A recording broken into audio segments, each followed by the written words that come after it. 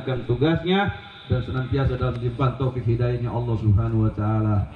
Dan tak lupa salam penghormatan kepada sahibul bait, sahibul magasid, akhina al-mahbub. Saya lupa lagi yang undang siapa namanya. Bapak Abdul Muiz beserta keluarga besarnya. Mudah-mudahan senantiasa dilimpahkan rahmat dan taufik hidayah dari Allah Subhanahu wa taala, dibalas segala perbuatan amaliyahnya. Terkhusus kita doakan daripada putranya beliau yang pada hari ini tasyakum birni'am hadus birni'ama, yaitu melaksanakan ikhtidan atau sunat. Mudah-mudahan anak tersebut jadi anak yang saleh, yang berbakti kepada kedua orang tuanya, taat dalam agamanya, taat kepada Allah wa Rasulnya. Amin ya rabbal alamin. Dan tak lupa salam penghormatan yang begitu tinggi saya sampaikan kepada seluruh kaum bapak, kaum ibu, hadirin wal hadirat, muslimin muslimat. Mudah-mudahan perkumpulan malam hari ini, duduknya kita di tempat yang mulia ini, hadirnya atas penuh daripada memenuhi undangan Sahibul Bait. Semoga setiap langkah kita keluar dari rumah mendapatkan pahala, balasan pahala dari Allah Subhanahu wa taala. Allah luaskan rezekinya kita, Allah sehatkan jasadnya kita, Allah angkat dari segala penyakit, wabil khusus yang saat ini dalam keadaan sakit, semoga Allah sembuhkan penyakitnya. Amin ya rabbal. Dan juga wabil khusus kepada para pemuda-pemudi, mudah-mudahan senantiasa berjalan di jalan syariatnya Nabi besar Muhammad sallallahu alaihi wasallam, tetap istiqamah, jangan mudah terpengaruh oleh pola-pola Yahudi dan Nasrani yang pun akan hilang, itu akan hancur. Ini perlu diperhatikan bagi kaum muda, kaum mudi yang baru melaksanakan pernikahannya ataupun yang sudah lama yang belum melaksanakan dari hak dan kewajiban. Pelajari tentang kewajiban seorang suami, tentang kewajiban seorang istri, dan juga hak seorang suami dan hak seorang istri, tentu yang paling utama dalam urusan-urusan agama Allah Subhanahu, yaitu syariatnya Nabi besar Muhammad. Kenapa ini menjadi hal yang prioritas? Karena inilah yang akan menentukan di hari esok. Inilah yang akan kita bertanggung jawab di hadapannya Allah. Bagaimana hal yang terjadi di hadapan kita kalau seandainya rumah tangga hidup yang begitu panjang, tapi semua penuh dengan kedurhakaan dari Allah Subhanahu wa taala. Jangan sampai menjalin rumah tangga bukan pahala yang kita dapati, bukan rahmat yang kita dapati dari Allah, akan tetapi murka dan maksiat yang kita lakukan di hadapannya Allah Subhanahu wa taala. Na'udzubillah min asirul hadirin. Perlunya perhatian hal tersebut diawali dengan niat tadi. Kalau sudah niatnya bagus, amalnya bagus, pasti hasilnya pun akan baik. Di dalam urusan sunat ini adalah millahnya Ibrahim. Kita sudah sama-sama mengetahui kalau dalam urusan medis, kemanfaatan orang yang bersunat bagi kaum laki-laki adalah untuk kesehatan dalam urusan si anaknya. Dimana ketika seorang anak kecil belum disunat, belum memasuki balik, maka ada ketentuan hukum yang telah ditentukan. Apalagi dalam mazhabnya kita Imam Syafi'i diwajibkan untuk bersunat. Karena apa? Di dalam kulfah tersebut ada najis. Maka kenapa harus sunat? Untuk menghilangkan najis yang ada di dalam kulit tersebut. Maka dilaksanakanlah sunnah. Ini adalah millah daripada Ibrahim alaihissalam, di mana Ibrahim alaihissalam diperintahkan oleh Allah untuk apa? Membersihkan. Nah, pertanyaannya adalah di dalam sunnah ini daripada ajaran Nabi Allah Ibrahim kemudian dilakukan oleh Nabi besar Muhammad SAW, semata-mata apa? Untuk kebaikan di dalam kehidupannya kita, terkhususnya dalam fisik. Hidup ini kita lakukan, kita contoh daripada perilakunya Nabi besar Muhammad SAW, baik dalam melangkahnya, dalam minumnya. Dan kita lihat orang yang memiliki rumah yang bagus, mobilnya banyak, tapi jiwanya nggak pernah tenang. Betul ya? Jiwanya gusar, berbagai macam permasalahan menimpa dirinya, entah dari mana masalah itu muncul. Padahal kalau dia sadar Padahal kalau dia pahami permasalahan tersebut munculnya dari dia tidak mengikuti aturan syariatnya Nabi besar Muhammad. Dia tidak mengenal aturan syariat, hukum-hukum syariatnya Nabi besar Muhammad. Hingga apa? Ketika dia melangkah menjalani kehidupan ini, menjadikan dia jauh dengan Allah Subhanahu wa Ta'ala. Maka kita tidak sedikit lihat berapa orang-orang yang dunianya lebih. Apa yang dia katakan? Ini atas usaha dan upayaku, bukan karena rahmat Allah, bukan karena karunia Allah. Akan Nabi dia katakan, ini semua atas dasar upaya dan usahaku. Makanya kalau orang sudah berkata demikian, kita lihat rek sedekah ribu, adapun duit di kantongnya 100.000, paling yang 2 dikeluarkan 1.000 Kenapa? Karena dia menyangka kalau saya sedekahkan ini harta, maka akan berkurang.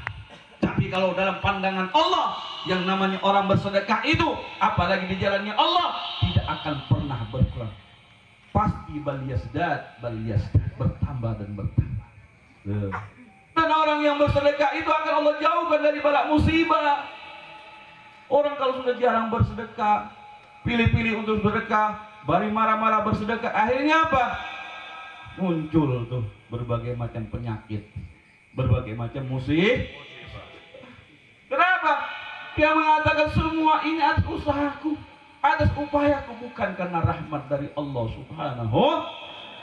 Makanya ketika kita sudah melangkah hidup seperti itu, banyak lupa diri akan diri kita terhadap Allah dan Rasulnya. Fatubu ilallah, taubatlah kita kepada Allah, kembalilah kepada Allah. Terangi rumah tangga kita, terangi kehidupannya kita, ajarkan anak-anak kita untuk senantiasa mengikuti ittibaul habibuna Muhammad. Jangan sampai engkau tidak mengenal, tidak mengikuti, tidak tahu dengan syariatnya Nabi besar Muhammad. Buat apa engkau umur panjang? Buat apa engkau memiliki harta yang berlimpah? Buat apa engkau memiliki jasad yang sehat, tapi dalam kehidupanmu menentang agama Allah, jauh daripada syariatnya Nabi besar Muhammad? Maka engkau hidup dalam keadaan yang sia-sia. Di hari esok engkau akan mendapatkan siksa dari Allah Subhanahu. Asirul hadirin wal rahimakumullah. Nah, pada malam hari ini kita diingatkan dari pentingnya sunnatullah, dari ajaran yang diajarkan oleh Nabi besar Muhammad SAW. Sampai perkara-perkara hal tersebut saja dalam sunnah ini perlu diperhatikan. Bagaimana cara memotong khitan tersebut? Dalam memotong tersebut ada cara yang sunnah. Kemudian bacaan doa-doanya. Pada usia berapa dia harus bersunat, mulai bersunat. Kenapa demikian? Ini diajarkan agar apa? Agar kita dapat di kehidupannya kita, baik khususnya dalam jasadnya kita, menjadi sehatul afiah. Kemudian kita dapat apa? Nikmat dari Allah, mengenal Nabi besar Muhammad SAW. Kalau sudah orang hidupnya dipenuhi dengan agama Allah, hidupnya dipenuhi dengan syariatnya Nabi besar Muhammad, hidupnya dia contoh perilakunya Nabi besar Muhammad, Maafil Habib, dia tidak akan bingung, dia nggak akan stres, dia nggak akan pernah mudah kena stroke, karena dia jauh dengan ulama, meninggalkan syariatnya Nabi besar Muhammad. Makanya hidupnya ripu jengri. Makanya saya mengingatkan khususnya diri saya dan antum semua, kaum bapak, kaum ibu, ayo jangan tinggalkan diri kita untuk senantiasa belajar mempelajari syariatnya Nabi besar Muhammad.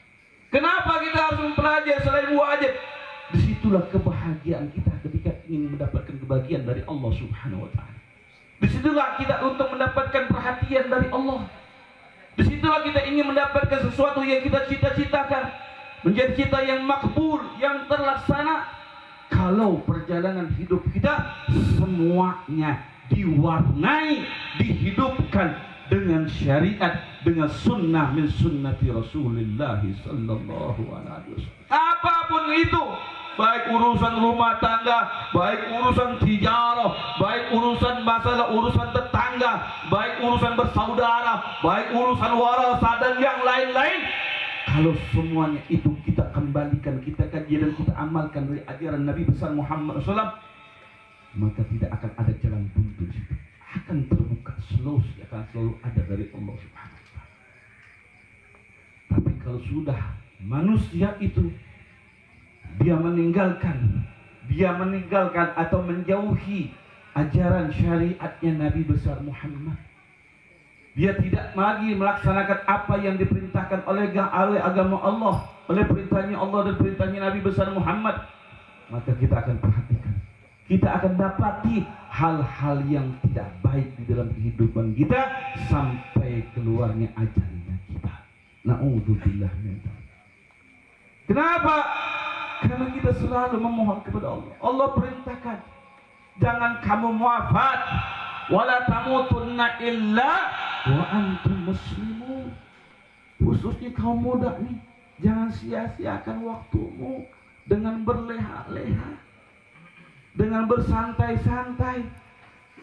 Hayo kaji ilmu agama Allah, hayo kaji syariatnya Nabi besar Muhammad, hayo dekati ulama, jangan jauhi ulama.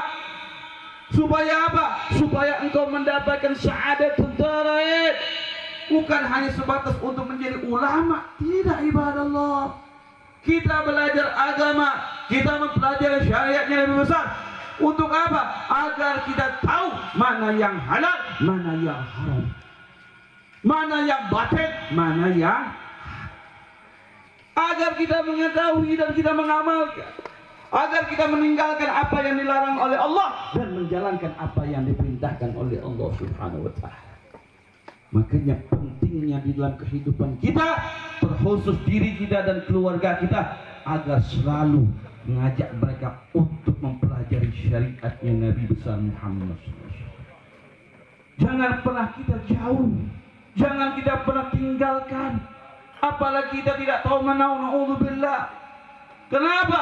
Ini sumber kebahagiaan kita, ini sumber keberhasilan kita, ini sumber rahmat dari Allah. Makanya kata Nabi Muhammad, ketika seseorang itu dia ingin dicintai oleh Nabi Muhammad, ketika seseorang itu ingin diperhatikan oleh Nabi Muhammad, ketika seseorang itu ingin disayang oleh Nabi Muhammad, apa yang paling cepat menghubungkan kesayangan tersebut? Dengan cara apa? Bitalabil ilmi, mencari ilmu. Kalau sudah nggak mau belajar ilmu agama Allah, kalau sudah menganggap ilmu agama Allah sepele, acuh tak acuh, maka kita dapat apa? Kesumpekan demi kesumpekan, ma'asyiral hadirin. Makanya dikatakan bahwasanya dalam urusan kuatnya hubungan seorang umat terhadap nabinya, hubungan yang paling menjadi kekuatan besar bagi Nabi Muhammad terhadap umatnya adalah apa? Talabul Maka saya nggak heran, saya dengar dari dulu Pak, saya ini bukan asli orang sini atau orang Bandung, bukan, tapi saya orang asli orang Sumatera. Tapi ceritanya dataran Sunda, terkhususnya kota Tasik dan kota Garut, terkenal dengan ulamanya, terkenal dengan santrinya, terkenal dengan ilmu-ilmunya. Maka sampai-sampai di kota Hadramut Tarif banyak memuji tentang apa? Tentang orang-orang ahlul Garut wa Tasik. Apa yang dipujinya? Keulamaan mereka, keilmuan yang ada dalam diri mereka luar biasa. Tapi hari ini jangan sampai anak keturunannya tidak melanjutkan perjuangan mereka, tidak mengambil daripada warisan mereka. Ingat Bu, innal anbiya, nabi dan rasul tidak meninggalkan harta benda. Ingat, Nabi tidak meninggalkan dinar dan dirham, tapi yang Nabi wariskan adalah ulama mewariskan kalau ingin dapat warisan Nabi Muhammad, ayo jangan bosan-bosan untuk menghadiri majlis Penting. Ini kenapa hari ini, masa saat ini banyak orang sudah enggan, orang sudah malas, acuh tak acuh terhadap apa? Terhadap ilmu agama Allah. Lebih khusus urusan modernisasi, lebih perhatian dalam urusan duniawiyah. Beb, kalau nggak sekolah umum nanti anak saya ketinggalan, nggak punya kerja. Kalau anak saya nggak punya ijazah, nggak punya level sarjana, nanti dia nggak bisa cari uang. Dia bilang, ya Bahlul, rezeki sudah Allah tetapkan, rezeki sudah Allah berikan kepada orang yang suka ataupun tidak suka Allah beri. Tapi Allah tidak akan berikan kepada siapa? Kepada orang yang tidak mencari ilmu. Allah tidak akan berikan ilmu kepada orang yang tidak mencintai ilmu. Tapi kalau dunia, mau dia suka, mau tidak suka, Allah kasih. Nah, ini perhatian bagi kita semua. Kenapa? Di masa kita sekarang ini tidak dapat apa? Banyak orang di masa sekarang ini sudah enggan, sudah malas, lebih senang hal-hal yang instan di dalam mempelajari ilmu ibadah Allah. Berbeda dengan ulama-ulama dulu. Makanya begitu mereka dapatkan ilmu, mereka amalkan dan memiliki rasa takut kepada Allah Subhanahu wa Ta'ala.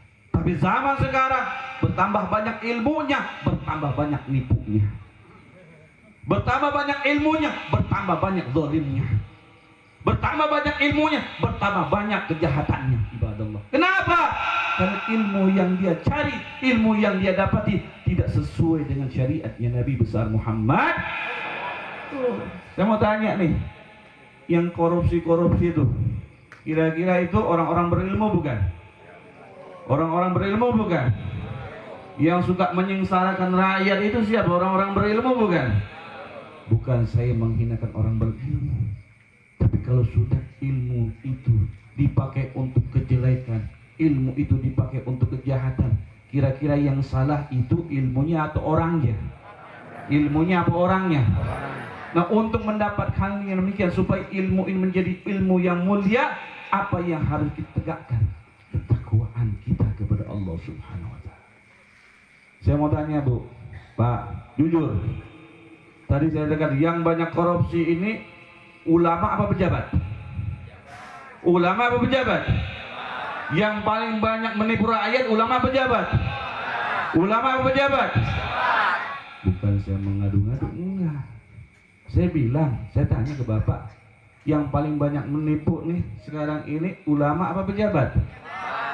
Bapak yang bilang ya. Ya. Pejabat banyak yang pejabat banyak yang nolong. Lihat negara kita, Bu. Sekarang kerasa nggak kita, Bu? Kerasa nggak pelitnya? Sekarang kerasa nggak pedihnya? BBM nah, sayur nah, cabai nah, pajak nah. Mau nggak nyanyi? Mau nggak dan? Nggak apa-apa, supaya menambah dan mengingatkan diri kita agar besok-besok jangan salah dalam mencari pemimpin. Kalau sudah salah dalam mencari pemimpin, muncul pemimpin yang zalim, muncul pemimpin yang musuhi ulama-ulama, muncul pemimpin yang ingin menghinakan ulama. Akhirnya apa?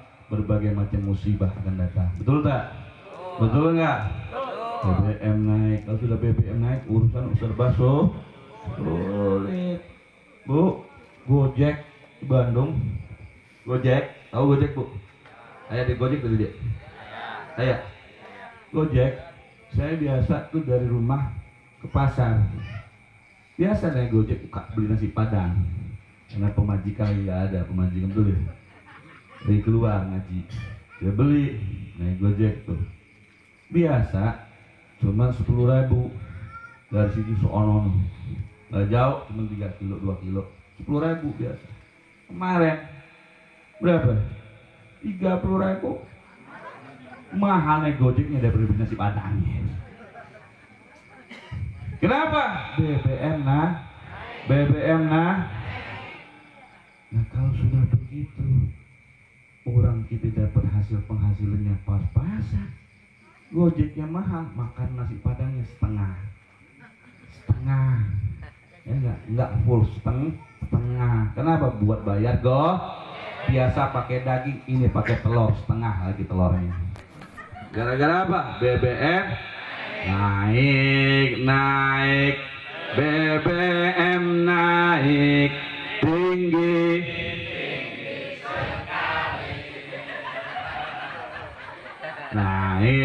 Naik, cabe pun naik tinggi. Kok gue tahu? Bener nggak cabe naik? BBM naik betul nggak? Emang saya wadul. Saya tanya Pak, BBM naik nggak? Cabe naik nggak? Listrik naik nggak? Pajak naik nggak? Besok yang naik apa itu? Apa? Bansos. Alhamdulillah aku bansos naik ya. Ya. Semua ini terjadi kenapa? Karena mereka yang berbuat kezaliman, pejabat-pejabat yang melakukan korupsi, yang menyengsarakan rakyat. Ya. Makanya kalau sudah pejabat-pejabat negeri ini banyak yang berbuat kezaliman, banyak berbuat korupsi, banyak berbuat merugikan rakyat, kira-kira kita diem apa kita lawan? Diem apa lawan? Diem apa lawan? Saya mau tanya, lawannya bagaimana? Lawannya bagaimana? Tonjok, tangkap polisi loh. Unjuk rasa, demo. Siapa yang gerakin? Ayo, ajak aja Bib baca Yasin Fadilah 40 kali, mudah-mudahan pejabat pada mampus. Amin. Nah, kita mohon selalu sama Allah agar mereka selalu dilimpahkan taufik hidayah oleh Allah. Ya. Jangan sampai ketulusan menjadi orang jahatnya. Mudah-mudahan ini nggak kekal masuk api nerakanya, betul nggak? Iya, karena dia juga umatnya Nabi Muhammad. Kita selalu minta sama Allah, ya Allah, mudah-mudahan para pejabat ini Engkau limpahkan taufik hidayahnya kembali kepada jalannya Engkau, ya Allah, taat kepada Allah, ya Allah. Kalau dia nggak mau, ya Allah, matiin aja deh, ya Allah. Biarin dia kekal neraka, ya Allah. Betul nggak? Betul nggak? Kalau dia nggak mau tobat, kira-kira apa yang harus kita lakukan? Ya udah, matiin aja, ya Allah. Biar pada dia lama-lama hidup di bumi ini repotin rakyat, betul nggak? Mending sekarang dia mati biar nggak lama masuk nerakanya. Begitu. Masyaallah hadirin wa rahimakumullah. Di mana kita sudah mendekati bulan Rabiul, kita sudah menjalani bulan Shafar, ya, berbagai hal yang terjadi di Shafar menjadi evaluasi bagi kita tahun kemarin, apa yang sudah kita lakukan, perbuatan apa yang sudah kita lakukan di dalam menjadikan kebanggaan di hatinya Nabi besar Muhammad SAW. Besok sudah masuk Rabiul Awal, kita mengenal, kita mengingat, kita harus memperkuat kembali ikatan kita kepada Nabi besar Muhammad. Jangan sampai kita jauh dengan Nabi Muhammad. Tumbuhkan rasa rindu ini, hidupkan sunnah-sunnahnya dalam kehidupannya kita. Agar apa? Agar tadi saya katakan bahagia dunia wal akhirat. Siapapun orangnya, dari manapun dianya, ketika dia jauh dengan Nabi Muhammad, meninggalkan syariatnya Nabi Muhammad, tidak pernah mengikuti dalam menghidupkan sunnah-sunnahnya Nabi Muhammad, maka jangan pernah berharap dia akan mendapatkan kebahagiaan dunia wal akhirat, apalagi di dalam urusan dengan berjumpa dengan Nabi Muhammad SAW. Tapi kalau kita jadikan hidupnya Nabi Muhammad, amaliyahnya Nabi Muhammad di dalam peranan kehidupan kita, kita selalu hadirkan Nabi Muhammad di tengah-tengah kehidupan kita, baik di rumah tangga kita, ma'isyahnya kita, dan yang lainnya, insya Allah tidak akan ada hal-hal yang menyulitkan bagi kita semua. Kenapa? Karena kita meyakini apa yang dia lakukan, apa yang diajarkan oleh Nabi Muhammad, semua itu adalah jalan untuk mendapatkan ridho dari Allah. Kalau sudah Allah ridho kepada seorang hamba, apapun dia perbuat, Allah pun akan cinta kepada hamba tersebut. Betul nggak? Makanya jangan jauh-jauh dengan Nabi Muhammad. Besok nih udah masuk nih Rabiul Awal. Ayo, kita yang tadinya kurang sholawat, perbanyak sholawat. Kita yang tadinya kurang dalam menghidupkan sunnah Nabi Muhammad, tambah tuh hidupkan sunnahnya Nabi Muhammad. Banyak tuh sunnah Nabi Muhammad ini banyak. Makannya, minumnya, jalannya, pakaiannya, Bahkan dalam hal sekecil apapun itu diajarkan oleh Nabi Muhammad. Makanya kalau orang sudah kenal dan rasa tumbuh rasa cintanya kepada Nabi Muhammad, maka dia akan senang melakukan dan selalu akan mencari tentang hal-hal yang berkaitan dengan Nabi Muhammad SAW. Dia tadi nggak akan pernah kering untuk selalu apa? Untuk menyebut Nabi besar Muhammad SAW. Kalau sudah orang seperti itu, dia ada dan selalu menjadikan Nabi Muhammad di dalam kehidupannya, pedoman dalam kehidupannya, suri taulah dalam kehidupannya. Oh, ya Allah, contoh yang besar, contoh yang nyata. Bagaimana para sahabat Nabi besar Muhammad, bagaimana para tabi'innya kita, apa yang mereka dapati? Kebahagiaan dunia wal akhirat. Kenapa? Ada nilai mahabbah yang begitu dahsyat dalam diri mereka, ibadah Allah. Ada nilai mahabbah yang begitu luar biasa dalam kehidupan mereka, ibadah Allah. Ada hal yang sangat luar biasa dalam diri mereka terhadap Nabi besar Muhammad. Apa itu? Kecintaan yang sangat dahsyat. Satu contoh saya ambil dari sahabatnya Nabi besar Muhammad, supaya ini membangun lagi nilai-nilai mahabbah kita. Sayyidina Abu Bakar As-Siddiq radhiyallahu anhu wa arda. Di mana ada Nabi, selalu ada Sayyidina Abu Bakar. Betul tidak? Dalam riwayat banyak menceritakan sirah tentang Nabi Sayyidina Abu Bakar. Di mana Rasulullah berada, selalu ada Sayyidina Abu Bakar. Bahkan urusan apapun, selalu Sayyidina Abu Bakar ikut ambil andil, tidak mau terlepas. Sehingga apa? Ketika Nabi Muhammad wafat, Sayyidina Abu Bakar datang kepada putrinya Sayyidah Aisyah radhiyallahu anha. Dia tanyakan kepada putrinya, karena Sayyidah Aisyah ini adalah ummul mukminin, istrinya Nabi besar Muhammad sallallahu alaihi wasallam. Apa yang dia tanyakan? Ya qurrat aini, ya banati, ya ummul mukminin, wahai putriku Aisyah, engkau adalah orang yang dicintai oleh Nabi besar Muhammad.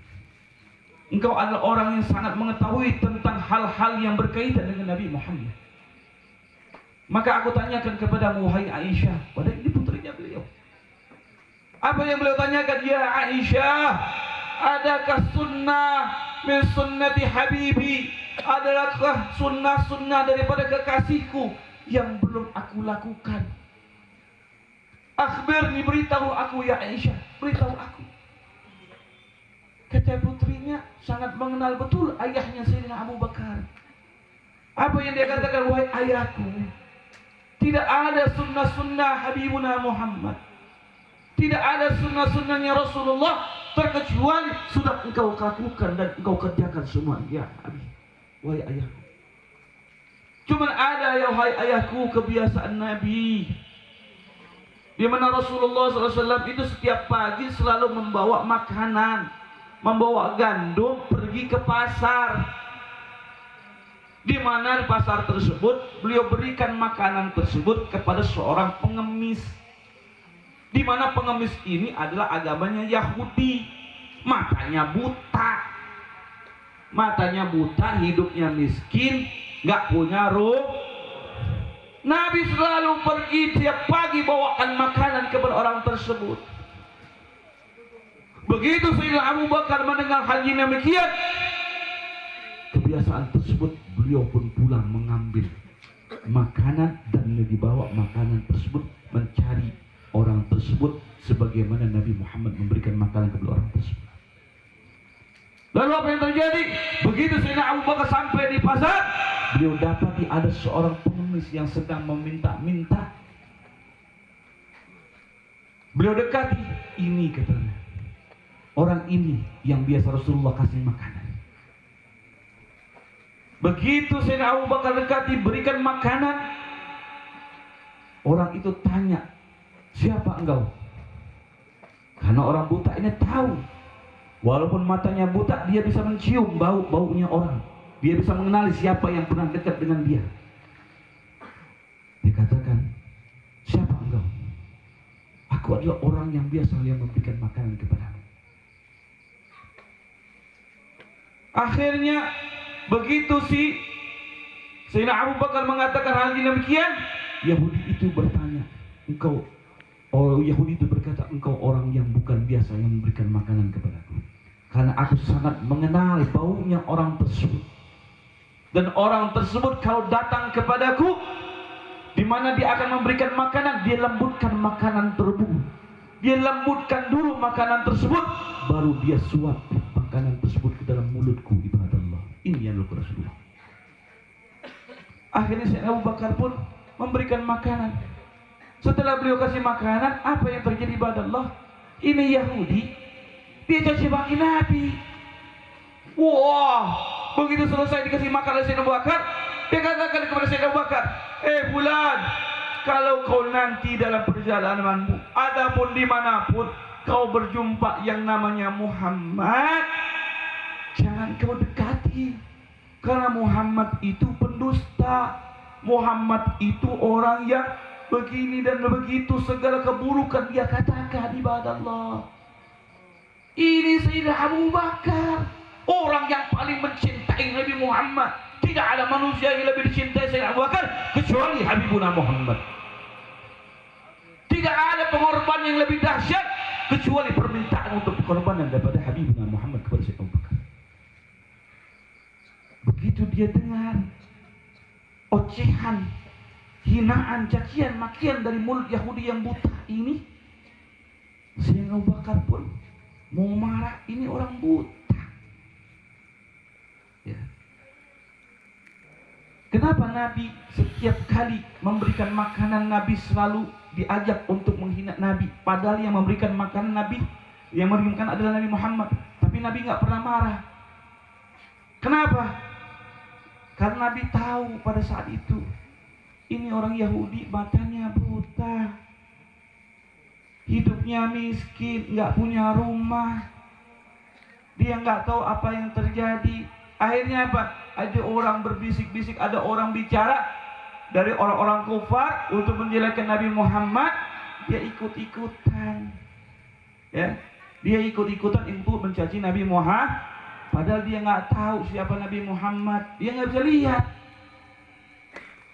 Nah, inilah yang terjadi. Begitu Sayyidina Abu Bakar radhiyallahu anhu wa arda mendengar cacian makian tersebut, maka Nabi Sayyidina Abu Bakar pun terus memberikan makan.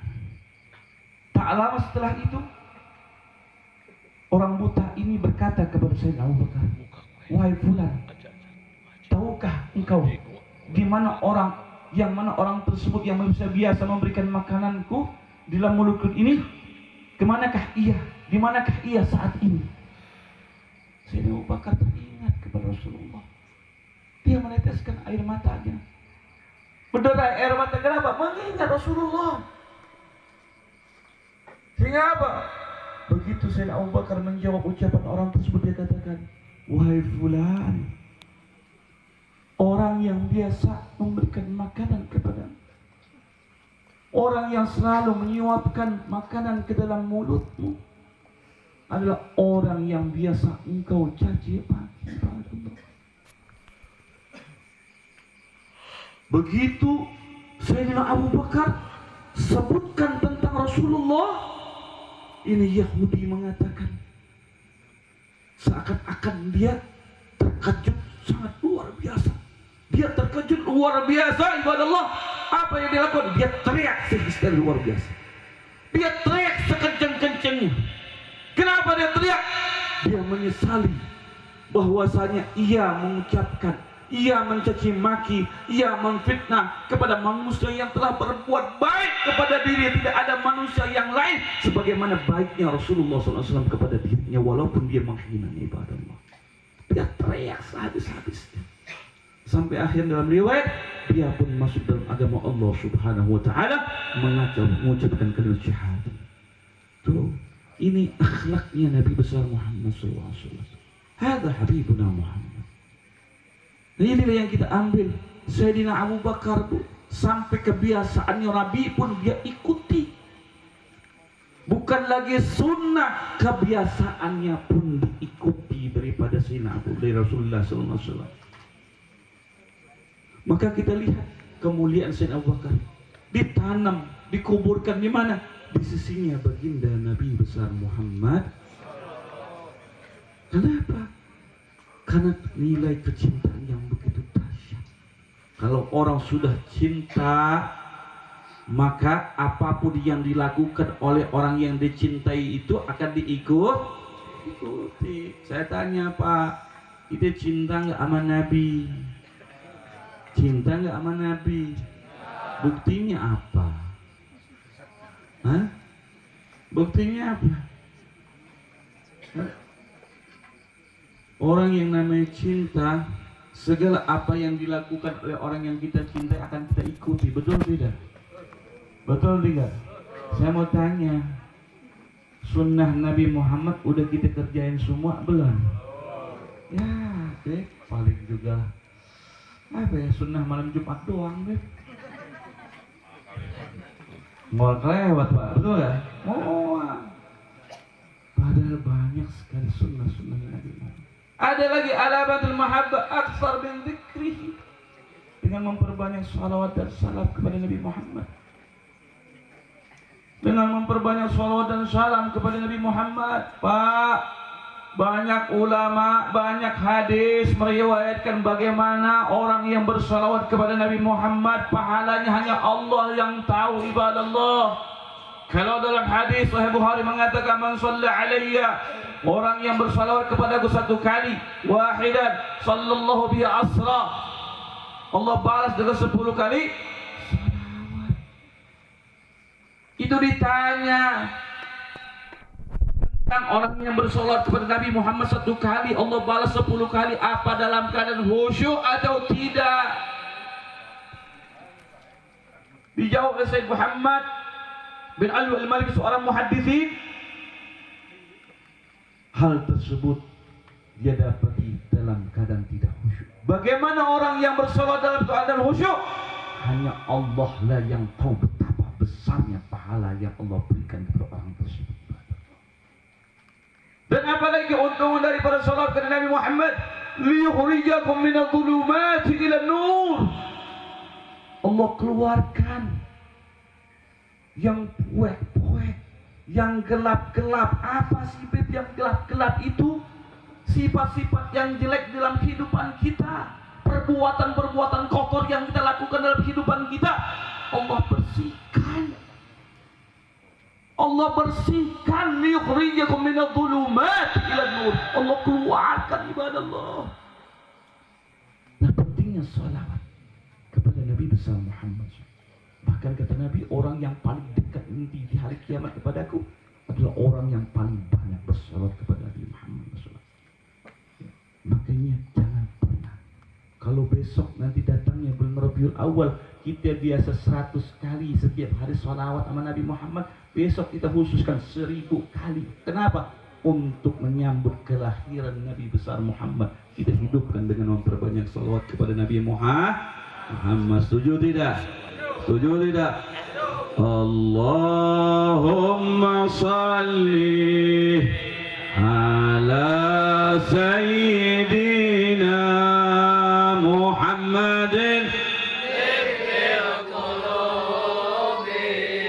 wa dawaiha wa afiyati abdani wa ونور الأبصار وديائها وعلى آله وصحبه.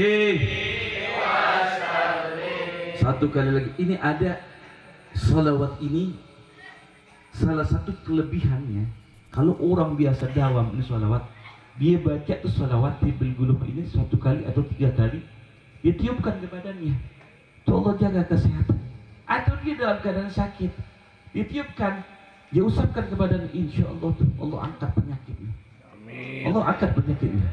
Makanya supaya kita ini mendapatkan ijazah yang telah diijazahkan, ini betul-betul kita yakini bahwa salat tibil gulub ini sangat mujarrabah di dalam apa? Untuk mengangkat penyakit yang ada dalam tubuh kita. Penyakit apa saja sih, Beb? Zahir wal batin, khusus khususnya penyakit-penyakit yang merugikan kita. Apa sih batinnya kita? Dari apa? Dari sifat dengki, hasud, sombong, takabur, dan yang lain-lainnya. Supaya apa? Jangan dia tertanam atau tumbuh di dalam kehidupan kita, khususnya di batiniah kita, yang akan membawa kita menjadi orang yang merugi. Betul. Makanya berbanyak salawat. Allahumma sambil angkat tangannya, minta sama Allah agar diangkat penyakitnya. Muhammadin tibbil qulubi wa dawa'iha wa afiyati abjani wa shifaiha wa nuril absari wa diyaiha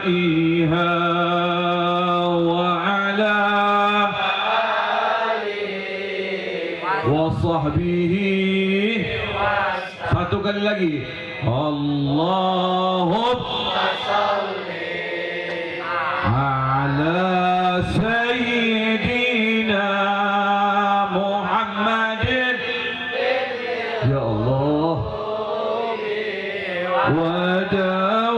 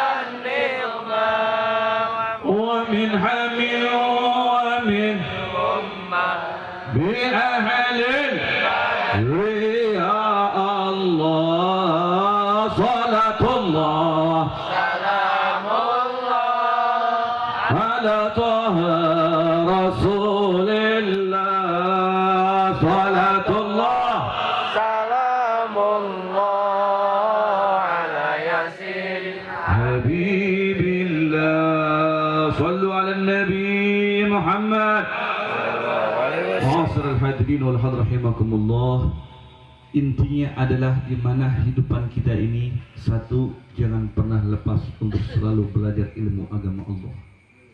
Dengan ilmu agama Allah kita akan mengetahui mana yang haram, mana yang halal, mana yang dilarang, mana yang diperintahkan dan diwajibkan kepada kita. Yang kedua, jangan pernah jauh dengan para ulama-ulama kita. Yang ketiga adalah agar selalu kita bersyukur atas segala nikmat yang telah Allah anugerahkan kepada kita. Jangan sekali-sekali kita mengingkari atas apa yang Allah telah anugerahkan kita. Jadikan dari setiap perbuatan kita adalah karunia dari Allah Subhanahu wa taala dalam urusan kebaikan. Khusus adapun kesalahan dan kealpaan kita, maka cepat-cepatlah kita meminta ampun kepada Allah. Jangan engkau menjadi manusia yang sombong. Jangan engkau menjadi manusia yang takabur. Tidak ada manusia yang mampu. Sehebat-hebatnya Fir'aun dengan kekuasaannya, maka Allah hinakan. Sekaya-kayanya Zamrud, dengan hartanya Allah berhinakan. Maka hayo, saya menghimbau kepada diri saya, ittaqullah, bertakwa karena inilah jalan satu-satunya untuk mendapatkan keselamatan dunia wal akhirah. Kaji, pelajari ilmu-ilmu syariat ya Allah, khususnya kepada terutama pada anak-anak kita. Jangan sampai kita biarkan mereka jauh daripada tatanan syariat agama Allah Subhanahu wa ta'ala, yang nantinya akan merepotkan kita sebagai orang tua, terus akan menjadi kerugian bagi kita di alam kubur. Didik anak kita, antarkan anak kita ke tempat-tempat di mana tempat tersebut, dan juga kepada masyarakat ini Tampuh, mudah-mudahan tempat ini menjadi tempat yang penuh keberkahan dari Allah Subhanahu wa ta'ala dan senantiasa